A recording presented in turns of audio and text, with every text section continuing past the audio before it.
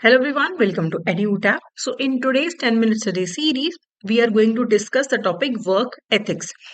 तो work ethic कुछ set of principles होते हैं या वैल्यूज होते हैं जो एम्प्लॉय यूज कर सकता है या करता है अपनी जॉब परफॉर्मेंस में। हर एम्प्लॉय का अपना एक वर्क एथिक होता है और work ethic good work ethic भी हो सकता है और बैड या पुअर वर्क एथिक भी हो सकता है। जैसे कि अगर हम गुड वर्क एथिक की बात करें, अगर हम इंडिया की बात करें तो टाइम पे काम पे आना, टाइम पे जाना, जरूरत पड़ने पे ओवर टाइम कर लेना, काम के टाइम पे बार बार अपना फोन ना चेक करना, काम के टाइम पे पर्सनल काम ना करना। ओके, कोशिश करना कि डेडलाइंस आप मीट करो। अपनी पर्सनल जो दिक्कतें हैं उनको वर्क प्लेस से बाहर रखो। अगर आपसे गलती हो जाए उसे एक्सेप्ट करो।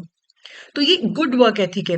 पुअर वर्क एथिक क्या है? जहां पे आप पैसिवली काम कर रहे हो, आप लेट आ रहे हो, जल्दी क्लॉक आउट कर रहे हो, बार बार आपको डेडलाइंस पे एक्सटेंशन चाहिए, उसके बाद आप ओवर टाइम जितना भी क्रूशियल टाइम हो आप कभी भी एक्स्ट्रा काम करने के लिए रेडी नहीं होते हैं। आप काम के टाइम पे सोशल मीडिया स्क्रोलिंग कर रहे हैं, अपनी पर्सनल बातें डिस्कस कर रहे हैं, अपने काम के लिए दूसरों को ब्लेम कर रहे हैं। ये पुअर वर्क एथिक है। लेकिन वर्क एथिक का कोई ऐसा यूनिवर्सल डेफिनेशन नहीं है। ये कुछ बेसिक प्रिंसिपल्स हैं जो आप अपने वर्क प्लेस पे यूज करते हो। ना ही वर्क एथिक्स यूनिवर्सल है।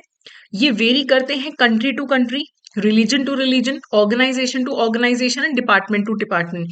जैसे अगर आप यूरोप की बात करें, स्पेशली जो हमारा अ, फ्रांस, इटली, आप जो वेस्टर्न वर्ल्ड की अगर हम बात करें, वहां पे वर्क लाइफ बैलेंस को बहुत प्रेफरेंस दिया जाता है। ऑस्ट्रेलिया में वर्क लाइफ बैलेंस को थोड़ा प्रेफरेंस दिया जाता है कि अगर आपका काम खत्म हो गया, आपने क्लॉक आउट कर दिया, आपको ऑफिस के काम के लिए परेशान नहीं किया जाता और बिल्कुल भी आफ्टर आवर्स में वर्क वर्क करने को अच्छा नहीं माना जाता। वर्क लाइफ बैलेंस को ज्यादा इंपॉर्टेंस दी जाती है, जबकि इंडिया में ओवर टाइम जो एम्प्लॉय कर रहा है, जो 9 घंटे की जगह 12 घंटे काम कर रहा है, उससे मैनेजर ज्यादा खुश रहता है।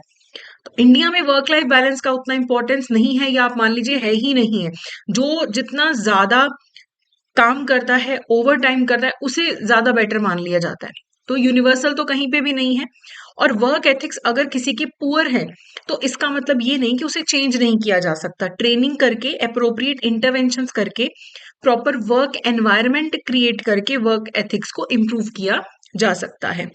अब अगर आप एथिकली बिहेव करते हो अपने वर्क प्लेस पे, अच्छे वर्क एथिक्स फॉलो करते हो, तो आपके ऑर्गेनाइजेशन का कस्टमर सर्विस इंप्रूव होगा। सबका प्रोफेशनल कंडक्ट होता है। जब एक वर्क प्लेस एथिकल होती है तो कस्टमर सर्विस अच्छी होती है, प्रोफेशनल कंडक्ट होता है सबका, और कंप्लायंसेस होती है, इंटेग्रिटी फॉलो होती है। ओके, कस्टमर की लिए बेस्ट होगा अगर एक वर्क प्लेस एथिकल हो। अगर एक एम्प्लॉय और उस ऑर्गेनाइजेशन के जो प्रिंसिपल्स हैं अगर वो अलाइन कर जाएं तो वहां पे लॉन्ग टर्म सक्सेस अश्योर्ड रहता है। अगर एक वर्क प्लेस एथिकल है तो ऑर्गेनाइजेशन का रेपुटेशन भी अच्छा होगा, कस्टमर्स और कलीग्स में ट्रस्ट बिल्ड होगा और पॉजिटिव और कंप्लाइंट वर्क कल्चर बनेगा। तो अगर वर्क एथिक्स अच्छे हैं, ऑर्गेनाइजेशन से आपके जो एथिक्स हैं, प्रिंसिपल्स हैं, अलाइन करते हैं, तो लॉन्ग टर्म में ऑर्गेनाइजेशन को भी फायदा है और एम्प्लॉयज को भी फायदा है, कस्टमर को भी फायदा है। अब इसके रिगार्डिंग एमसीक्यूज देखने से पहले मैं आपको बता दूं कि अगर आप मई 2025 को टारगेट कर रहे हैं, जैब एग्जामिनेशन को टारगेट कर रहे हैं, तो आप हमारे सुपर क्रैश कोर्स बैच 3 में अब एनरोल कर सकते हैं, जिसमें आपको सिर्फ हमें 12 दिन देने हैं और इस 12 दिन में आपका पूरा जो मेजर सिलेबस है वो कवर कर लिया जाएगा। आईएफएस, पीपीबी, एएफएम, आरबीडब्ल्यूएम सारे सब्जेक्ट्स की लाइव क्लासेस होंगी। नोट्स भी आपको मिलेंगे, टेस्ट सीरीज भी आपको मिलेगी। तो आपको जैब 80 कोड आप यूज करके इस कोर्स में एनरोल कर सकते हैं और बहुत लिमिटेड टाइम में अपना अच्छा प्रिपरेशन कर सकते हैं। अब क्वेश्चन है, what is the primary focus of ethical behaviour in the work place? Maximizing profits at any cost, aligning actions with moral principles for the benefits of organization and stakeholders, prioritizing personal gains over team goals, avoiding interaction with the customer।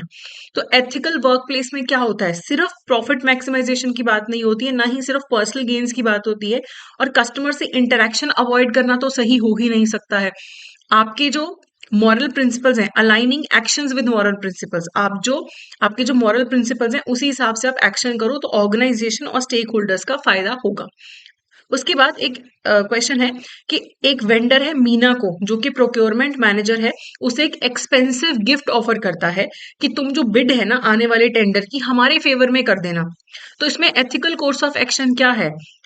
एक work ethics को follow करने वाला employ क्या करना चाहिए? Accept the gift, gift ले लो लेकिन neutral रहो प्रोसेस में, गिफ्ट भी मत लो और इसे एथिक्स कमेटी को रिपोर्ट भी करो। गिफ्ट एक्सेप्ट कर लो और वेंडर को आप दिलवा दो जो कॉन्ट्रैक्ट है। आप इसे इग्नोर कर दो ऑफर को और फेवर को फिर भी वेंडर कर दो कि चलो गिफ्ट दिया तो सही। तो यहाँ पे सबसे जो बेस्ट एथिकल बात यही रहेगी कि आप गिफ्ट को डिक्लाइन करेंगे और ये बात अपने ऑर्गेनाइजेशन की एथिक्स कमेटी को भी बताएंगे। ये इंसिडेंट आप रिपोर्ट करेंगे, वॉश आउट नहीं करेंगे इसको। ओके, तो यहाँ पे हमारा आज का सेशन खत्म होता है। सो होपफुली ये सेशन आपके लिए यूजफुल रहा होगा। So that's it for today. Thank you so much.